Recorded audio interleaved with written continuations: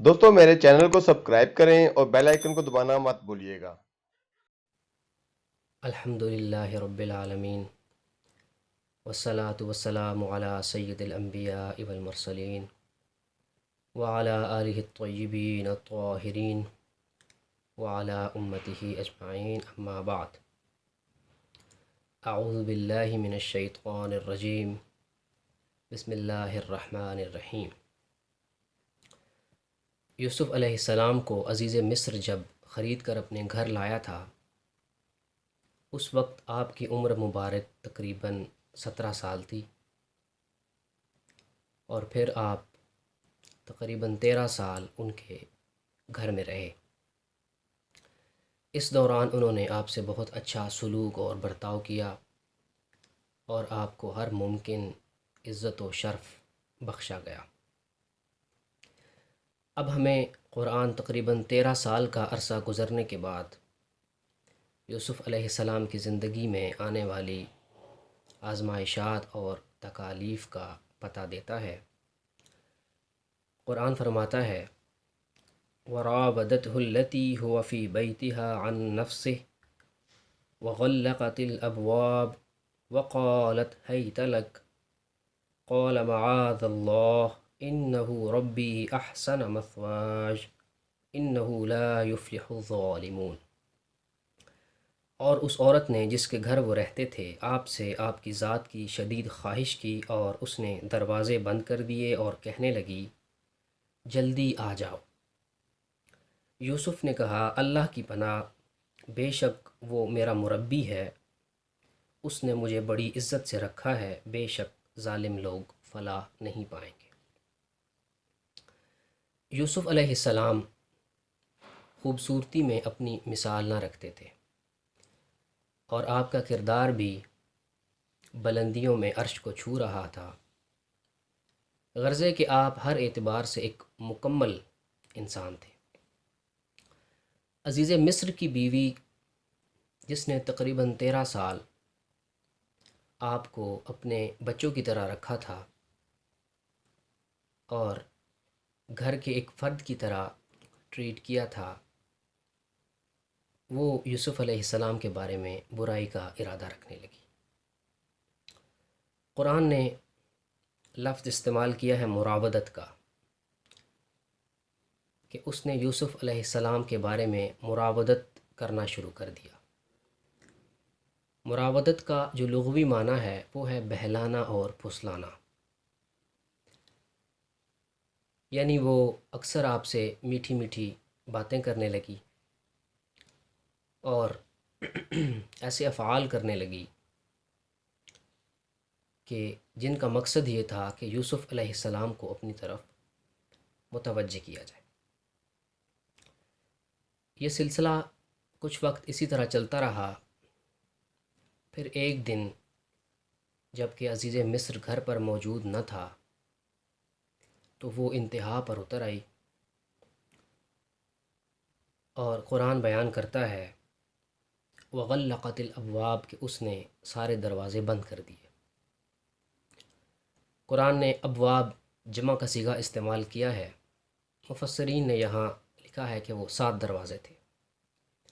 خلاصہ یہ ہے کہ جتنے بھی دروازے تھے وہ اس نے بند کر دیے، اور اس کے بعد وہ صاف لفظوں میں کہنے لگی ہئی تلک، کہ یوسف اب آ جاؤ، اور جس خواہش کا میں تم سے تقاضا کر رہی ہوں وہ پوری کرو۔ یوسف علیہ السلام یہ سننے کے بعد فوراً فرمانے لگے معاذ اللہ، اللہ کی پناہ اس کام سے جس کی طرف تم مجھے دعوت دے رہی ہو۔ انہو ربی احسن مثواش، یہاں رب کی 2 تفسیریں ہیں۔ پہلی تفسیر یہ ہے کہ رب سے مراد یوسف علیہ السلام نے اللہ تبارک و تعالیٰ کو لیا۔ اب معنی یوں ہوگا کہ آپ نے فرمایا کہ میرے رب نے میرے رہنے سہنے کا اتنا خوبصورت اور عالی بندوبست کیا، اور مجھ پر پے در پے انعامات میرے رب نے کیے، اور زلیخا تم مجھ سے یہ تقاضا کر رہی ہو کہ میں اسی رب کی نافرمانی کروں اور تمہاری اس مذموم خواہش کو پورا کروں۔ دوسری تفسیر کہ رب سے مراد آپ نے عزیز مصر کو لیا تو آپ نے فرمایا کہ زلیخا جو تمہارا خاوند ہے وہ میرا مربی ہے، وہ مجھے بازار مصر سے اٹھا کر لایا تھا، میں بک رہا تھا، اس نے میری قیمت ادا کی تھی، اور پھر اس نے احسن مثواج میرا رہنا سہنا بہترین کیا، مجھے زندگی کی تمام عیش و عشرت سے نوازا، اور آج تم مجھ سے یہ تقاضا کرتی ہو کہ میں اسی محسن کی امانت میں خیانت کروں؟ فرمایا یہ ہرگز نہیں ہو سکتا۔ آگے قانون فطرت بیان کیا کہ انہ لا یفلح الظالمون، کہ جو ظالم ہوتے ہیں وہ فلاح نہیں پا سکتے۔ یہ آیت آج کے دور میں ہر انسان کو لکھ کر اپنے گلے میں ڈال لینی چاہیے اور بار بار اس کا تکرار کرتے رہنا چاہیے۔ اسی آیت کے ضمن میں دبے دبے الفاظ میں آپ سے ایک دو باتیں کرنے کی اجازت چاہتا ہوں۔ اللہ رب العزت نے انسان کے اندر بہت سارے جذبات رکھے ہیں۔ مثال کے طور پر غصہ ہو گیا، رحمت ہو گئی، شفقت ہو گئی، اس طرح کے اور بہت سارے جذبات۔ انہی جذبات میں سے ایک جذبہ جسے جذبہ شہوانیہ کا نام دیا جاتا ہے، یہ بھی ہے۔ اس کے ہر دور میں مختلف نام رہے ہیں، اور آج کے دور میں اسے محبت اور عشق کے نام سے تعبیر کیا جاتا ہے۔ جس طرح ہر جذبے کے مختلف پہلو ہوتے ہیں، کچھ صحیح اور حلال اور کچھ غلط اور حرام، اسی طرح اس جذبہ محبت اور جذبہ عشق کے بھی بہت سارے پہلو ہیں۔ کچھ صحیح ہیں، کچھ غلط ہیں، کچھ حلال ہیں، کچھ حرام ہیں۔ اب ان پہلوؤں کی جو آگہی ہے، جو ان پہلوؤں کا علم ہے، وہ صرف دو ہی صورتوں میں ممکن ہو سکتا ہے۔ پہلی صورت یہ ہے کہ انسان خود تجربہ کرے اور پھر اسے اس بات کا ادراک ہو کہ کون سا پہلو میرے حق میں بہتر تھا اور کون سا پہلو غلط تھا، کس پہلو نے مجھے فائدہ پہنچایا اور کس پہلو نے مجھے نقصان دیا۔ اور دوسرا طریقہ یہ ہے کہ اپنی عمر سے جو بڑے لوگ ہیں، جو عمر کا وہ حصہ گزار چکے ہیں، وہ اس بارے میں چھوٹوں کو رہنمائی فراہم کریں۔ انسان جب خود تجربہ کرنے نکلتا ہے تو جب تک اس کو سمجھ بوجھ آتی ہے وہ بہت کچھ گنوا بیٹھتا ہے۔ ہمارے معاشرے کے المیوں میں سے ایک المیہ یہ بھی ہے کہ ہمارے بڑوں نے اپنے چھوٹوں سے اس جذبہ کے بارے میں باتیں کرنا چھوڑ دی ہیں، اس جذبہ کے بارے میں سمجھانا چھوڑ دیا ہے، یہ بتانا چھوڑ دیا ہے کہ کون سا پہلو صحیح اور حلال ہے اور کون سا پہلو غلط اور حرام ہے، جس کا نتیجہ یہ نکلتا ہے کہ کوئی چلاک اور عیار انہیں اپنے جال میں پھانس کر ان کے جسم کا اور ان کی روح کا استحصال کر لیتا ہے، اور بعد ازاں ہم سر پکڑ کر بیٹھ رہتے ہیں۔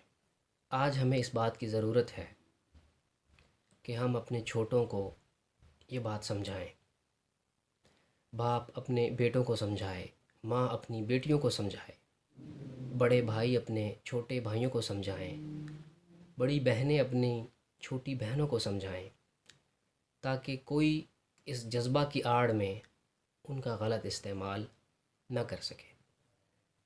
معاشرے کی شفافیت کا ایک اور پہلو میں آپ کے سامنے رکھوں کہ اگر کوئی لڑکا یا مرد اس کرتوت کا مرتکب ہو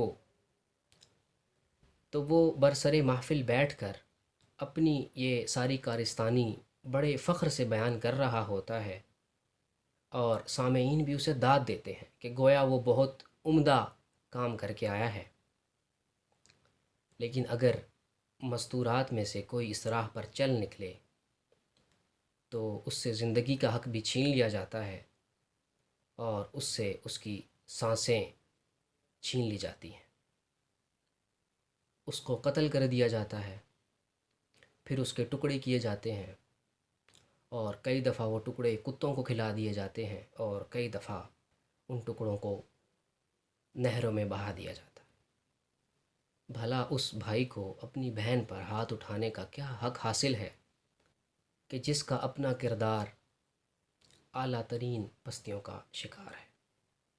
بھری بزم میں راز کی بات کہہ دی، بڑا بے ادب ہوں سزا چاہتا ہوں۔ لیکن قرآن نے اس آیت سے ہم سے ایسے نوجوان بننے کا مطالبہ کیا ہے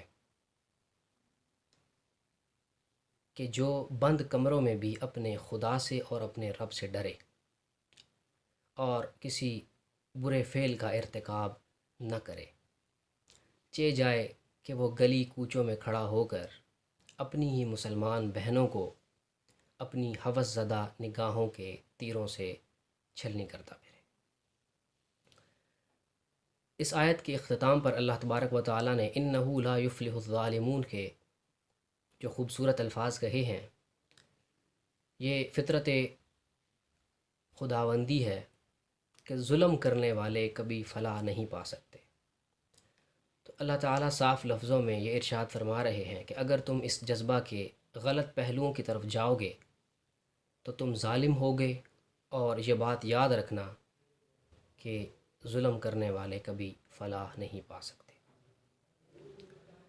اگلی آیت میں اللہ رب العزت ارشاد فرماتے ہیں وَلَقَدْ هَمَّتْ بِهِ وَهَمَّ بِهَا لَوْلَا أَن رَّأَىٰ بُرْهَانَ رَبِّهِ كَذَٰلِكَ لِنَصْرِفَ عَنْهُ السُّوءَ وَالْفَحْشَاءَ إِنَّهُ مِنْ عِبَادِنَا الْمُخْلَصِينَ۔ اور بے شک اس عورت نے ان کا ارادہ کر لیا تھا، اور اگر یوسف نے اپنے رب کی نشانی نہ دیکھ رکھی ہوتی تو وہ بھی اس کا ارادہ کر لیتے۔ یہ سب کچھ اس لیے تاکہ ہم یوسف سے برائی کو اور گناہ کو دور رکھیں، کیونکہ یوسف ہمارے مخلصین بندوں میں سے ایک تھا۔ اللہ رب العزت ارشاد فرماتے ہیں کہ زلیخا نے بھرپور ارادہ کر رکھا تھا کہ وہ آج اس برے فعل کا ارتکاب کر کے ہی رہے گی، اور اللہ فرماتے ہیں کہ اگر ہم نے یوسف کو اپنی نشانی نہ دکھا رکھی ہوتی تو وہ بھی اس کا ارادہ کر بیٹھتے، لیکن چونکہ اللہ تبارک و تعالیٰ نے نشانی دکھا رکھی تھی، اس لیے یوسف علیہ السلام نے ارادہ تک نہ کیا۔ یہاں سے اللہ تبارک و تعالیٰ نے ہمیں صاف لفظوں میں یہ پیغام دے دیا کہ شیطان کے اتنے مضبوط حملے سے بچنا یہ میری توفیق اور فضل کے بغیر ہرگز ممکن نہیں ہے۔ اس لیے ہر وقت مجھ سے میرے فضل کا اور میری توفیق کا سوال کرتے رہو۔ اور آگے اللہ نے قانون فطرت بھی بیان فرما دیا کہ جو میرے مخلصین بندے ہوتے ہیں، میں برائی کو یا گناہ کو ان کے قریب تک نہیں آنے دیتا۔ اللہ فرماتے ہیں لِنَصْرِفَ عَنْهُ السُّوءَ وَالْفَحْشَاءَ، کہ ہم یوسف کو برائی سے اور گناہ سے دور رکھیں، کیونکہ وہ ہمارے مخلصین بندوں میں سے تھا۔ تو اللہ فرماتے ہیں کہ ہر وقت یہ کوشش کرو اور یہ دعا کرتے رہو کہ تم میرے مخلصین بندوں میں سے بن جاؤ، تاکہ اگر کوئی برائی یا کوئی گناہ تمہارے طرف آنے کی کوشش کرے تو میں اپنی رحمت سے اسے تمہاری طرف سے پھیر دوں۔ یوسف علیہ السلام نے زلیخا کو زبان سے سمجھانے کی کوشش کی، لیکن وہ باز نہ آئی۔ اس کے بعد یوسف علیہ السلام نے کیا رویہ اختیار کیا وہ انشاءاللہ ہم کل پڑھیں گے۔ آج ہماری یہ 24 آیتیں مکمل ہو چکی ہیں۔ انشاءاللہ کل آپ سے ملاقات ہوگی۔ وما علینا الا البلاغ المبین۔